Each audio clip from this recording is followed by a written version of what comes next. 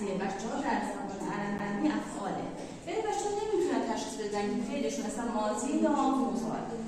ولی بچه‌ها هر وقت این اول فعل تینا داره ت یا نو در اول فعل او یا در آخر فعل نشانه فعل مضارع است. و اگه دیدین اول فعلتون ت هست آخرش این نشانه ها اومده، فعلتون مضارع است و مربوط به شخص شماست. یا اولش نو داره آخرش این نشانه ها رو داره، فعلتون مضارع است و شخصش مرفوع شده آنها. مثلا ترجمون اولش تینا داره آخرش نو، میفهمیم که فعلمون حتما فعل مضارع هست. حالا چون اولش تو داره آخرش اونم مربوط میشه به شخص شما. در ترجمه فعل مضارع است الان کمک بگیرید. بگید شما الان بر میگردید. یا جایی از حوانه اولش یو داره آخرش آنه.